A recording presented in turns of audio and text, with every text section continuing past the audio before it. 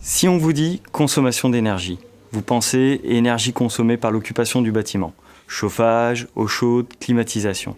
Mais il existe une autre énergie consommée, l'énergie grise. Voyons cela ensemble.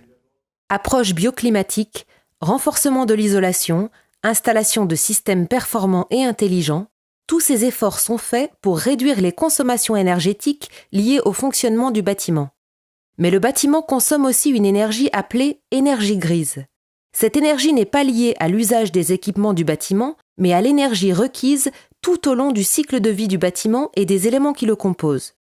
L'énergie grise, c'est l'énergie nécessaire à la conception du bâtiment, à l'extraction des matières premières et à leur transport, à la fabrication des matériaux et des produits employés, à leur transport vers les sites de distribution, à leur stockage, à leur livraison sur le chantier, à leur mise en œuvre, à l'élimination et au traitement des excédents non réutilisables, mais aussi au recyclage des matériaux en fin de vie. L'énergie grise, peu connue et peu visible, représente une part essentielle de l'impact environnemental d'un bâtiment. Aujourd'hui, lorsque l'on considère la totalité du cycle de vie d'un bâtiment neuf, la quantité d'énergie grise totale des matériaux et équipements mis en œuvre reste souvent bien plus élevée que la quantité d'énergie consommée directement par ces équipements techniques.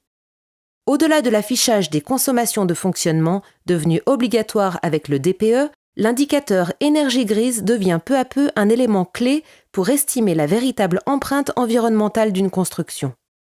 Les matières à base végétale, comme le bois et la paille, s'illustrent par un faible niveau d'énergie grise. Les matières minérales, extraites mécaniquement comme le sable et le gravier, présentent aussi un bilan énergie grise favorable.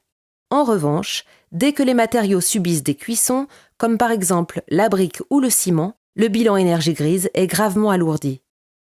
Pour connaître la quantité d'énergie grise d'un matériau, certains fabricants renseignent des fiches d'information appelées FDES, disponibles gratuitement sur le site internet base-ignes.fr.